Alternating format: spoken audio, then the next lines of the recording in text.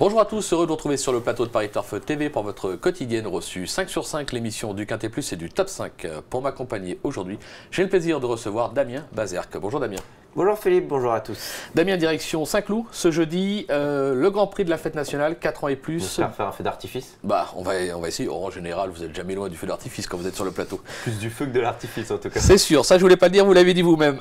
2400 mètres, un lot de qualité, des chevaux qu'on connaît bien dans cette catégorie. C'est un très bon lot. Je pense que là, dans le haut du tableau, on a des chevaux qui valent listed, donc c'est bien que la référence soit assez haute. Comme ça leur permet d'être au départ de cette course. Il n'y a pas énormément de partants, mais c'est pas plus mal. 15 partants, c'est parfait. Lot de qualité. Je pense qu'on va se régaler. Maintenant, le seul problème, c'est qu'il y a beaucoup qui ont une chance. Mais là, il va falloir faire des choix et trancher dans le vif. On compte sur vous et on écoute votre sélection tout de suite. Pour trancher dans le vif ? Oui. Alors, je vais commencer par le 7 Samir en tête, le 8 Kingsline, le 13 Brave Impact, le numéro 15 Mosquito Borgé, le 11 Zacol, ensuite l'Aceo Scarsus, le numéro 2 Amirante, on finira avec le numéro 5. Je vous laisse le prononcer. Gentle Storm ? Exactement. Bien sûr, sans aucun problème. Allez, on attaque avec le 7 Samir, une véritable rente pour les parieurs.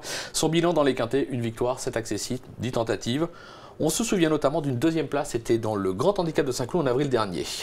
Non, voilà, il revient vraiment très fort. En tête, c'est Nayual qui a été au poteau et qui a répété depuis. Nayual a pas volé la course parce que c'est un très bon cheval, mais en allant de l'avant, c'est vrai que c'est pas toujours facile de refaire les longueurs. Là, il a quand même un beau passage, ce Samir. Moi, je pense vraiment que ce cheval a franchi un cap en fin d'année dernière, parce qu'on disait tout le temps, ouais, c'est le Poulidor, l'éternel deuxième, mais des fois, les chevaux, en gagnant une fois, ils franchissent des caps. Donc là, il était deuxième. Ensuite, il s'est classé cinquième d'un quintet. Bon, c'était du côté de Compiègne.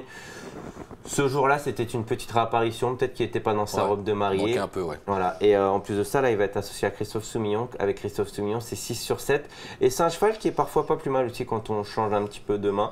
Il a pour lui d'être assez maniable, parce qu'il va être un plus. Je pense que Christophe va être tenté de profiter notamment de son bon numéro dans les boîtes de départ pour être au cœur de la bataille assez vite. Et dans ces cas-là, c'est vrai que si jamais il a un parcours limpide, il va être en mesure de bien faire. Mais je pense qu'il ne devrait pas y avoir trop d'ennuis de trafic dans cette course. Des wagons devraient se former parce qu'il y a certains chevaux qui aiment bien avoir leurs aises dans un parcours. Et je crois vraiment à la candidature de Samir. Pour moi, c'est le gagnant de cette course. La cote va être alléchante et c'est un cheval qui vaut même mieux que ça parce qu'il ne m'étonnerait pas là, en s'imposant, en ayant un autre déclic, en allant courir dans les listed.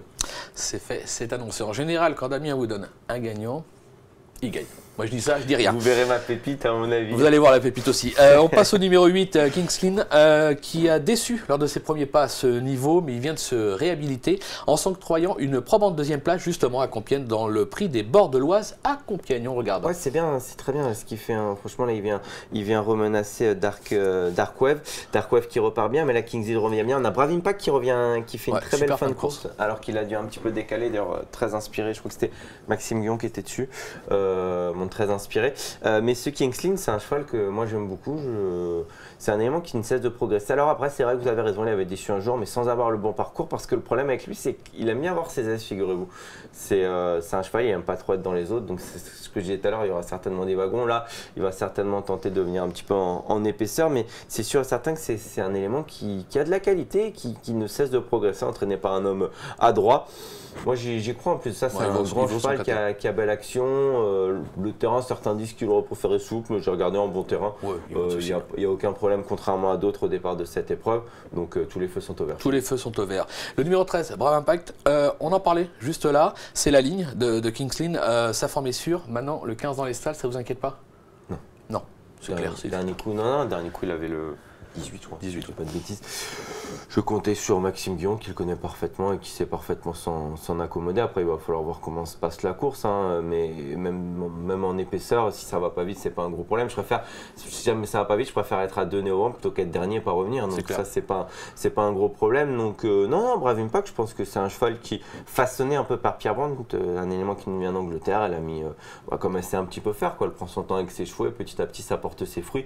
En tout cas, le dernier coup, il a montré qu'il avait un quintet dans les jambes. Est-ce que ce sera celui-ci? Je sais pas trop, mais je pense qu'il va faire l'arrivée. Et j'ai oublié une stat sur Samir tout à l'heure. 3 sur 3, toujours dans les 2 premiers à Saint-Cloud. Voilà, ça c'est dit, c'était important.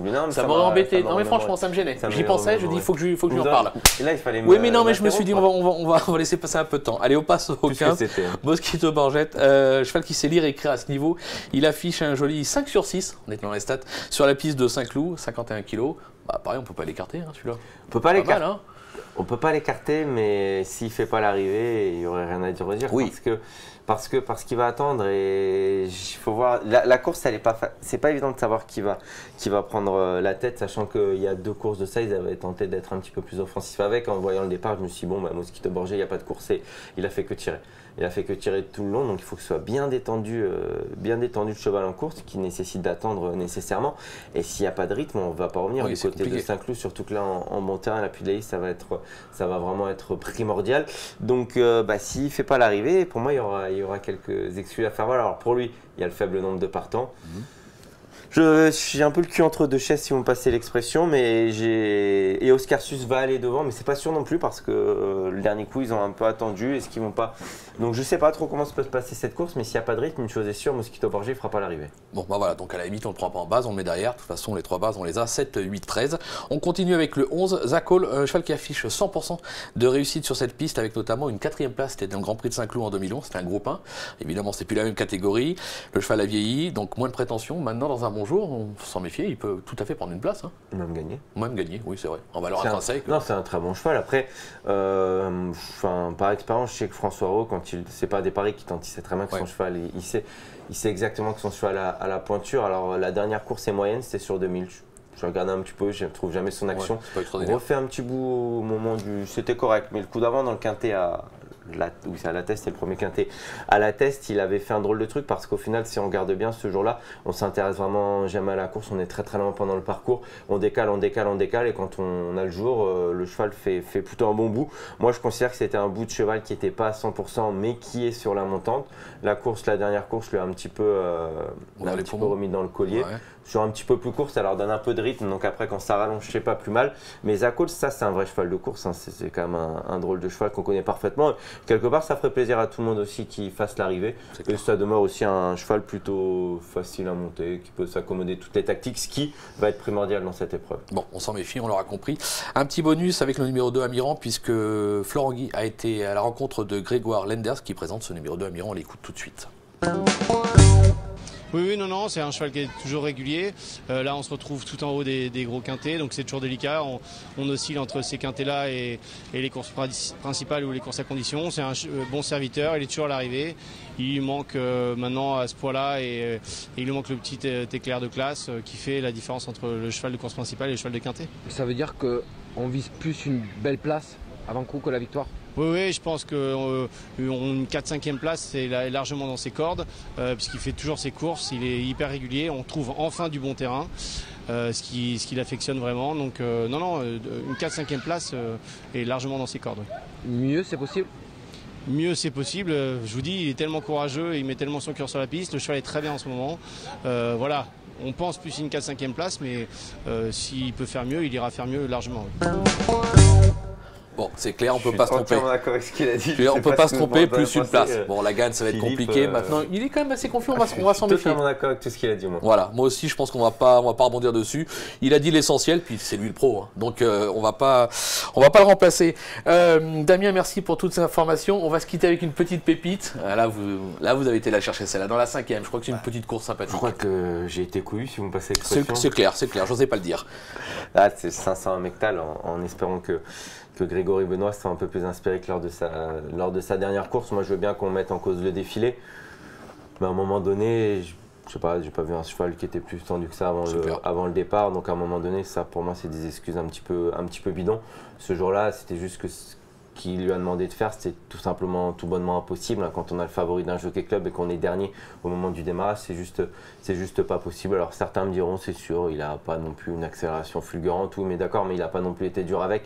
Et puis mine de rien, c'est quand même compliqué de revenir de l'arrière à Chantilly, donc il a beaucoup d'excuses à faire valoir. Moi, il m'avait impressionné dans le car. Pour moi, c'est vraiment un crack. En plus de ça, il est capable d'aller de l'avant. D'ailleurs, j'aimerais bien qu'il aille de l'avant. Là, en bon terrain à Saint-Cloud, je pense qu'ils vont lui voir que la queue, mais pour moi, c'est un cheval de groupe 1 qu'il avait montré dès ses débuts en étant un petit peu vert. Il avait vraiment produit une belle accélération. Sa deuxième course, il est plus battu par le déroulement de course.